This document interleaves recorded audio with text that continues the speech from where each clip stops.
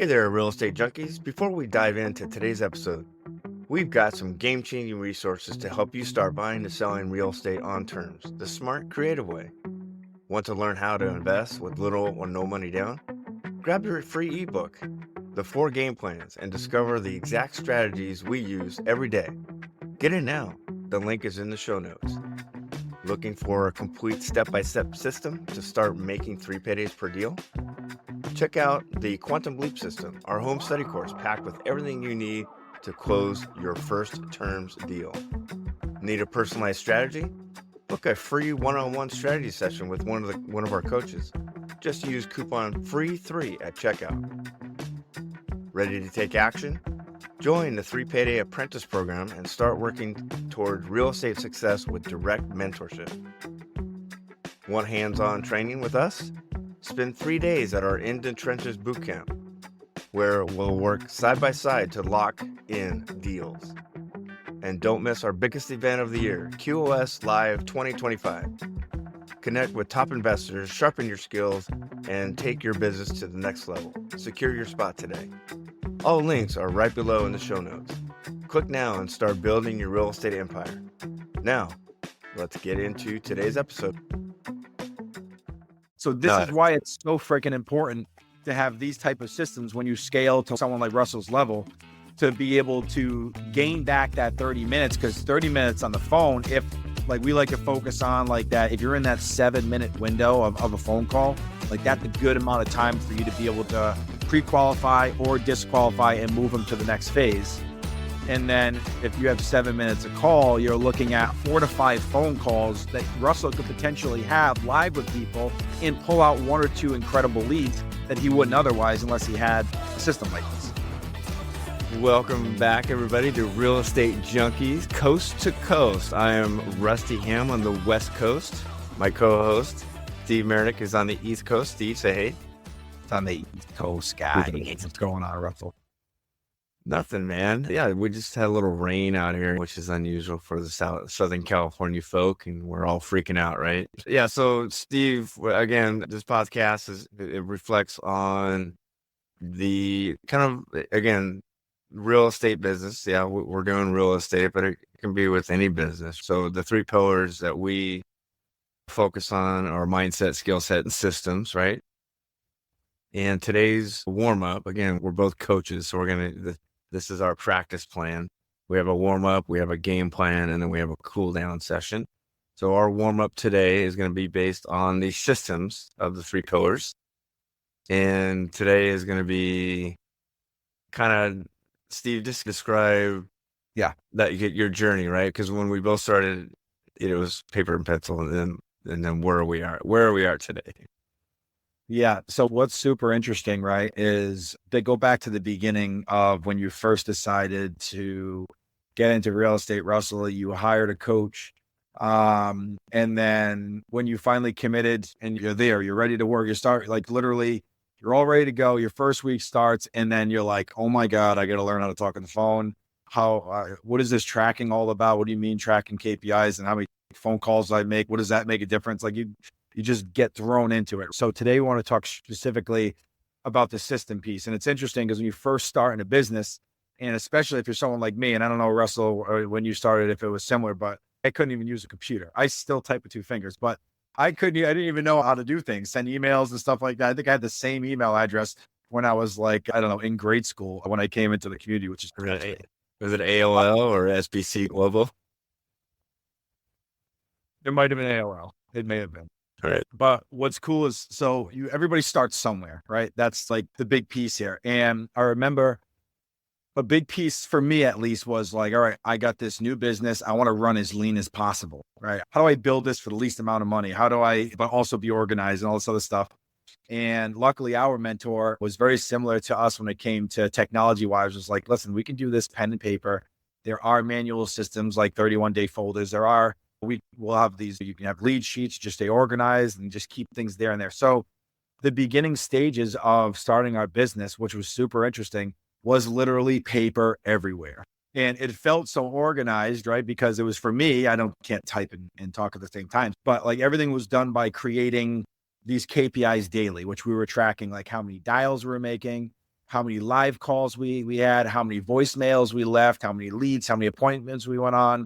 If you're not tracking these things, there's no predictability. And then if you look at how it affects the mental piece, you feel like you're doing the same thing every day and you have no idea if you're getting any momentum because you can't physically see what if there's any, like if I made any adjustments in your KPIs, it shows you when you're getting better or where you need to improve. Yeah. So if you don't have those kind of metrics, you're just driving in the dark. You have no idea where you're going. So where I was, and I'm sure like you, Russell, you use that system, that manual system for as long as you can go until your business ramps up to a place where you need to make a change, right? Because now you have so many leads, you have so many follow-ups in place, and you're depending on your brain with the manual system. And eventually you have to move to the next thing. So what's very interesting is I know you recently, and there's so many evolutions of this, right? But give us an example of me. I'm giving you the prehistoric tracking system, right? Which I actually still don't mind it that much, but I have CRMs and all that stuff now. But what you're utilizing now so you can be more efficient and be able to touch more people. So what does that look like for you today, Russell? Yeah, I'm exactly like you. When we first started, we did the 31-day folder. So I had 31 folders, right? And so I would open up that folder when I first started beginning, and I'm like, oh, okay, I have these 2 leads I'm going to call. And I would call those 2 leads. And then I would do my, initial dials. And if I got a lead, I would stick it in another folder, which is probably 2 days later or whatever. But then I started talking to people that, oh, I have a realtor, check back in 30 days. So then I'm like, oh, okay, where do I put this guy? So I have to create a 30-day folder. Or if they had a renter, and we're going to call those guys back, which they just rented it out. So we're going, oh no, I have a 6-month folder. So like you said, I had the 31 days turned into 60 different folders because I had a 30-day folder, I had a 60-day folder, I had a 90-day folder. And then, like you said, once your funnel started to grow, it just started becoming okay. And I was a solopreneur, right? I didn't have an assistant and I didn't have people so then I transitioned to a CRM. I moved all my leads into a CRM and I can call from this. But what I've done recently, which has helped me huge, we usually do 50-minute sessions, Steve, right? And we'll do a 50-minute session, which is we'll sit down and we block out everything. We dial for 50 minutes. And then we take a 10-minute break and then we do another 50-minute session. So what I've done, with my CRM, I used to just dial from my computer, and in the 50 minutes, I would do roughly 25 to 35 dials in a 50-minute session, right? That's dialing each one by one, right? What I did to be more efficient now, because I looked at my KPIs, and I'm like, I'm not dialing enough. I need to get more leads in my funnel because I want to ramp it up this year. I'm tired of getting a few deals every year. I want to start ramping it up and getting a deal a month. So I got a dialer. I dials 3 numbers at the same time. And if someone picks up, then it hangs up on or it leaves a voicemail for the other 2, which is pretty cool. And so now I went from 25 to 35 dials in a 50-minute session to 125 to 135 dials in a session. And I'm doubling my leads. So my dial sessions are 4 times what I used to do. And then I'm getting more leads per week, which is really cool. And I have my VA doing the same thing. So we're both just attacking the phones right now. And what's interesting for anybody who isn't, let's say, familiar with just like real estate or being sales on the phone and how important KPIs are. So what Russell just mentioned was this product called Mojo. And what it is, like Russell said, it's an automated dialer. So you don't have to leave voicemails, right? So Russell records one voicemail and then inputs this CSV file of leads into this machine. And then it just starts dialing one after another. And if they don't pick up, the automated voicemail goes into place and the next one starts dialing. So you don't have to wait for the voicemail to actually go into place. So the reason why this is important, because when you start looking at test studies of time, because real estate, the time is currency here, you end up gaining back like 32 seconds every time you don't leave a voicemail. Okay. Right. So if Russell makes an hour worth of calls, right? Say he makes, I don't know, how many calls does it make in an hour, you think, in the Mojo, Russell? I'm averaging like 130. 130. Okay. Yeah. Let's say 60 of those calls, if he was manually dialing, go to voicemail, and it takes 30 seconds to leave a voicemail. Russell loses 30 minutes to just talking to no one on the phone. So this is why it's so freaking important to have these type of systems when you scale to someone like Russell's level, to be able to gain back that 30 minutes. Because 30 minutes on the phone, if like we like to focus on like that, if you're in that 7-minute window of a phone call, like that's a good amount of time for you to be able to pre-qualify or disqualify and move them to the next phase. And then if you have 7 minutes a call, you're looking at 4 to 5 phone calls that Russell could potentially have live with people and pull out 1 or 2 incredible leads that he wouldn't otherwise unless he had a system like this. And then let me just touch upon, it's not free. Yeah. It's not free. You touched upon it right when you started beginning. When you first start, and we do this with lower stuff. We want to keep the cost low. We don't want you shiny object syndrome, increasing your monthly output meaning the money going out. We don't want you just throwing money away when you don't even know what you're doing yet. So it's important that you learn what you're doing. That's why we teach the fundamentals first, and then you stack, right? So I'm stacking, and then this is 4.5 years later, 5 years later. When I first started, I wanted to keep the costs low. So I had Google Voice, which was free. I had No Notes, which was like, which is $10 a month or something like that. And then you gradually, when you start getting deals and you start getting more leads and you feel like this is going to be a business that you're going to do in the future, then you're going to stack, and then you got to look at your monthly output and you're like, okay, I can afford this. So I'm trading some monthly cash flow in order to get more deals down the road. Good stuff. Anything else you want to add on that?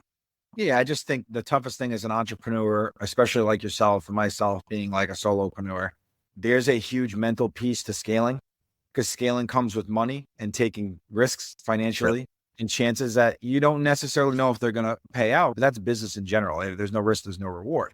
So when you get to a point where you've noticed that what I'm doing right now with my current systems, this is my maximum efficiency and capacity of how many deals I can do or how many people I can reach, you're forced to make a decision. Is this the place where I want to stay? And am I content with this kind of output or whatever this is producing financially? Or do I spend a little bit more money knowing that since this is strictly a numbers game, and I know my numbers because I've been tracking them for years, and I know the predictability attached to it, now you got to trust to make that next move. And that's the whole thing of growing as an entrepreneur that's difficult, because every level that you jump to will always, of course, come with this financial responsibility. When the time's right, when you've hit the wall. Yeah, and let me just finish with that, and then we'll move on to our game plan. There's 2 ways of thinking. Oh, I'm gonna get a deal, and then I'll do the stacking stuff that you guys are talking about. Or I'm gonna stack in order to get more deals. So as an entrepreneur and as a business owner, you got to make those decisions. And we find a lot of the associates in our community, they want to get a deal first, and then they'll do what we tell them to do. Sometimes that's backwards, because what if you don't get a deal? It's like, you're going to be stuck. Just like you said, you're going to be at this plateau where you're paying the minimum and you're getting X amount of deals per week or X amount of leads per week, and you're just not growing. And then you're getting frustrated and then you quit, rather than, okay, let me figure out how I can afford this, and let me ramp up my dials, and let me ramp up my leads. And then the deals will start coming in, and then it'll start paying for itself. All right, let's transition to our game plan. Our game plan this week, we've talked about a lease purchase where the mortgage and the deed stays in the seller's name. We're just agreeing on a price. We're agreeing on a length of term, and then we cash them out on or before that term that we decide on, right? We've talked about owner financing, where the house is free and clear. We give them a monthly payment. They're acting as the bank, right? And there's different ways you can do owner financing. We can probably spend 4 or 5 different episodes just on owner financing itself, and we probably will. But today we're going to talk about subject 2 with that owner financing component. There's 2 different ways you can do sub 2s. Most people talk about sub 2s where the person has no equity or they're behind on their payments, and then just Steve. But we're going to talk about the sub 2 with the owner financing component. So just define it. What is a sub 2? What does it mean? And then we'll get into, I guess we're going to talk about my recent deal. But go ahead. So subject to on the long form is buying a home subject to the existing financing of the seller you're buying from staying in place. So basically, here's what this means. Russell has a home, right? And he does have some equity in it, doesn't need the money now. Maybe there's some kind of situation going on. And the way that we structure something together is that we put together a purchase and sales agreement where his equity that he does have is going to be cashed out by some specific date, right? But once that equity is cashed out, the mortgage still stays in that person's name, and we just keep the home until we pay it off. So there's no date on the mortgage, but for this specific scenario, what we're talking about today, where there's equity, there's a date in which the equity is due. So Russell recently, one of his sub twos, like I've had different sub twos like that were like that, and I've had other ones where there was zero equity and there was zero timeline in which I had to cash it out because this person, the owner of the home, couldn't afford the home anymore. And I just happened to call at the right time after he had gone through multiple real estate agents who couldn't sell it. He lived an hour away. It was a $1,300 a month payment on the home. So I just came in, I bought the home, I sold it to someone, maintained the payments for as long as I could until the buyer in the home actually bought the home, and then just the mortgage was paid off. With Russell's deal, there was equity in it, and it was structured slightly differently. So explain, Russell, for how your deal went and how you structured it. Yeah, I just want to again clarify with sub 2, the title is going to transfer from the homeowner to the business, our business, right? And then the mortgage is going to stay in place. So that mortgage is going to have the owner's name, and we're going to pay that mortgage company directly. And so it's completely hands off the homeowner at this point. They can leave, do whatever they need to do. We're going to make those payments directly to the homeowner. The title transfers us. Now we own the home, right? We actually own the home because title is transferring to our business. In my situation, the seller bought a home in the same city, I think it was just a couple miles away. And so he had 2 mortgage payments going on. And this is a city that's not cheap, right? So the home that he bought, he upgraded, and so he had a $6,000 payment on his new home and a $4,000 payment on this home that he was trying to sell. Yeah. So his outflow was $10K a month. And he had 2 fractured closings. And as you see, fractured closings are way up because people now with interest rates, they're not able to afford homes. So they get to the escrow report and then it doesn't go through for whatever reason. It doesn't go through. So this guy had 2 fractured closings. He dropped his price significantly, tried to get it sold, couldn't sell it. So I call him up. I said, "Hey, we'll split it in the middle. So what you were trying to get and what you tried to get with the buyer fell through, and what you had it listed for, let's just split it down the middle, and I'll take over your home subject to the existing loan," because he wanted money up front. So I gave him 5% up front, and I transferred title to me. I took over those payments. Now I've stopped the bleeding. So now he just has 1 mortgage payment, and I put a tenant buyer in there, and it's all good. The good thing about it, this one, and again, when you're taking over payments, you want to make sure you want to look at the mortgage and the interest rate, right? So this guy had an interest rate of 2.5. It was a 15-year loan, so $2,500 is coming off the principal every month. So $30,000 a year is coming off the principal on this subject too. Now, the owner financing component, that was the sub 2 part, right? The owner financing component is that he had $300,000 in equity, right? So what we did is we agreed on that $300,000. I would pay him off in 48 months. Okay. 0% interest. Now, there's different ways you can construct that, right? Maybe you can talk about that component. This is the owner financing. There's different ways you can construct that with the seller. But talk about, hypothetically, let's say it's $50,000 that you own, right? Is there different ways you can do the owner financing component? Yeah, so you did it obviously in best case scenario. It sounded like you have 0 interest rate. So it's 100, whatever you're paying him, it's 100% coming off of principal. Yeah. So let's go slowly, just for anybody who's never done this before, to make sure they understand this. Look at if you have a mortgage or whether you don't, your mortgage payment consists of 4 pieces, right? It consists of your taxes, your insurance on your home, whatever interest is in that payment, which is for the first 9 years is basically all interest, and then principal. The principal piece is actually what's paying down the loan, right? Yeah. So if it's like $2,000 a month payment, usually out of that in a new loan, it's like only $300 or $400 is paying actually the mortgage down. And then there's $1,000+ a month you're paying for interest. Right. So what Russell did was he got rid of interest. And now instead of it being thousands of dollars of interest that's being paid, that's not coming off the balance, Russell structured a deal where it's all principal. So he's paying basically you can almost look like every month that payment to that person is like a down payment off the house. Yeah. Russell's collecting that's accruing over time. Yeah. Which is very interesting. So that's the way to structure it. If you are a gangster like Russell and you know how to structure deals, that's it. Right. But that doesn't mean there's not a million other ways to make money, right? You're basically setting up a loan just like a bank would with a regular person. The only difference is that you're choosing an interest rate. And well, when I say you're choosing, you're negotiating it with the seller, of course. But when you do creative real estate deals, you're not doing deals for 6, 7, 8, 9% interest. You're like in this window of 0 to 4 or 5%, whatever it is, usually much lower than 5%.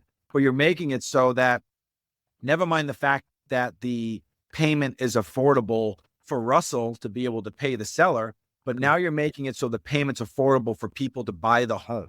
And that's the reason why right now with interest rates that are so high, it's priced out so many people out of the market.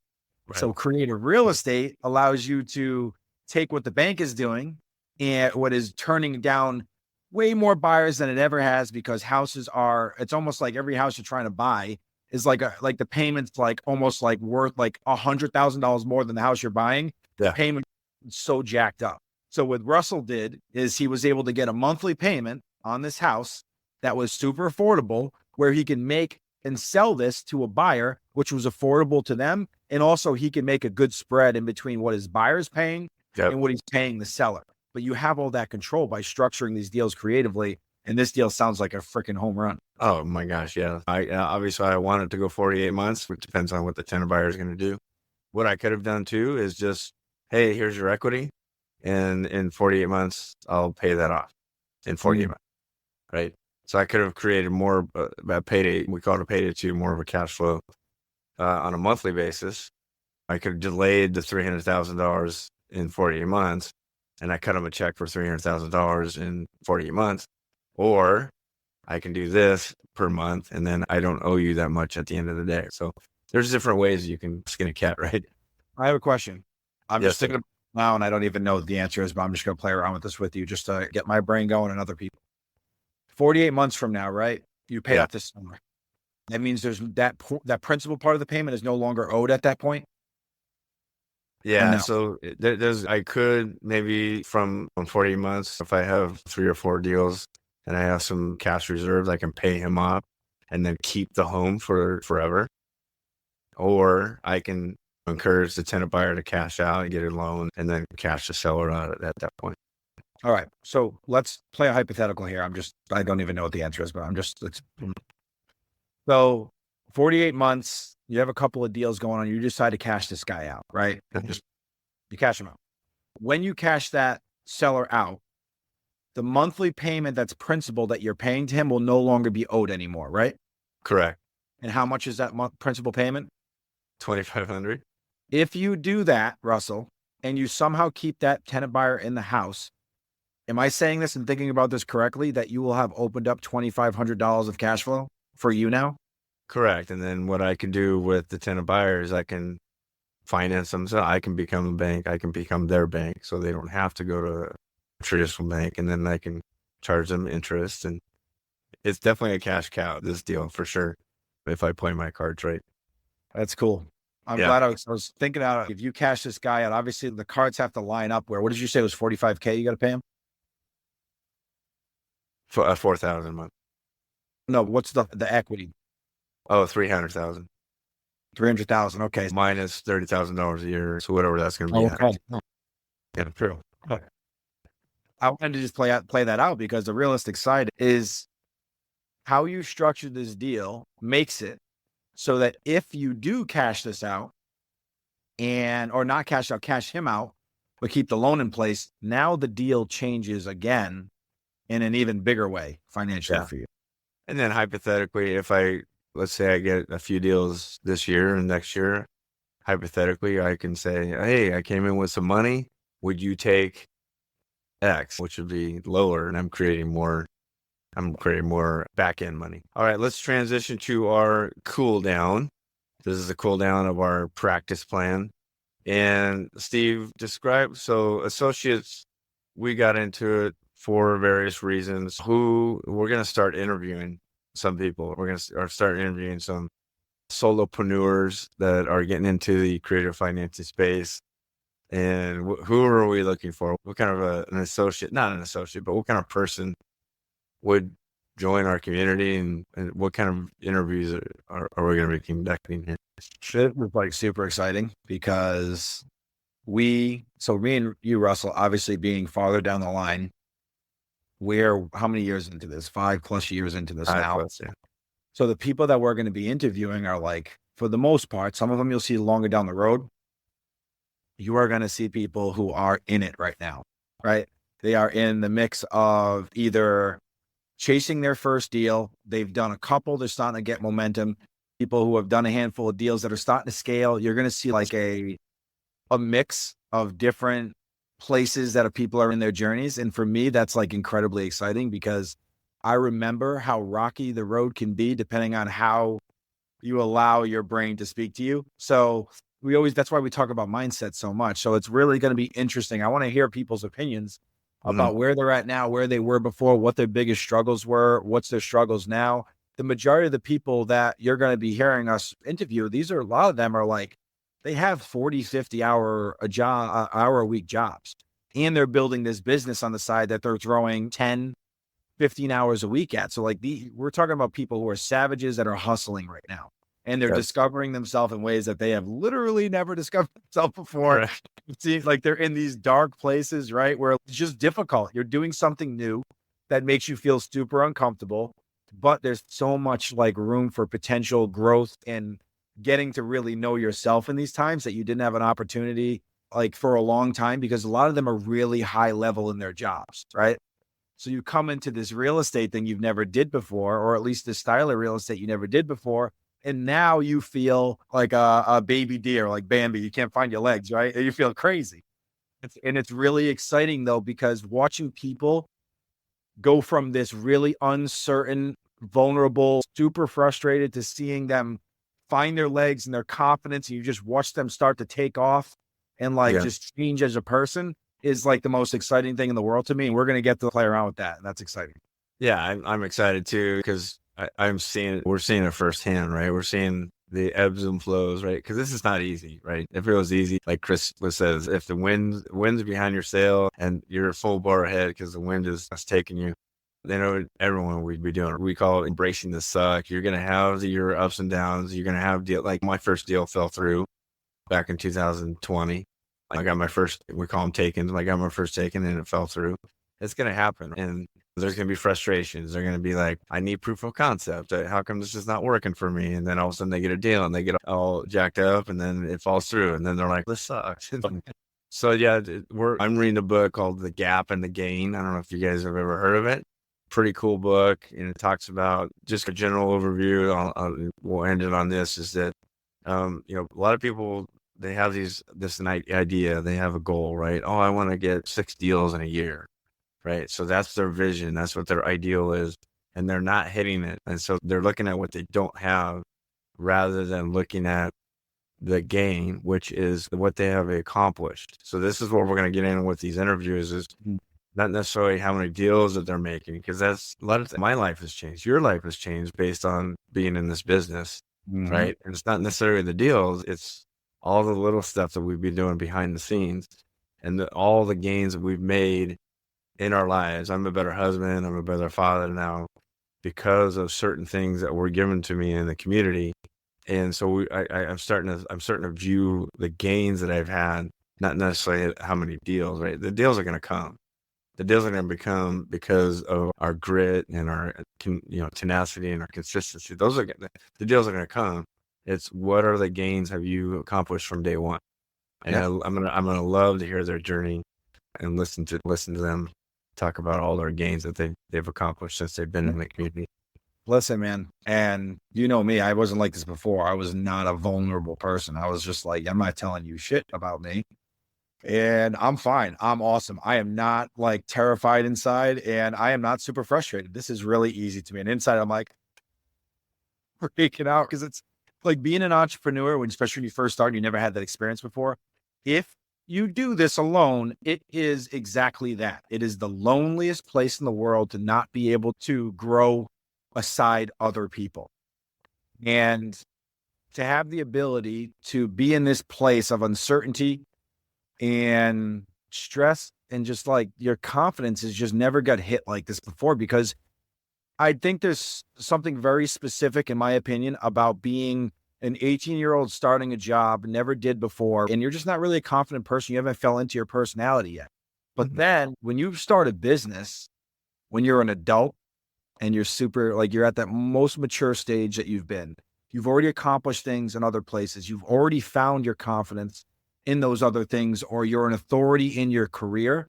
And then you go and put yourself in a position to revert back to that 18-year-old.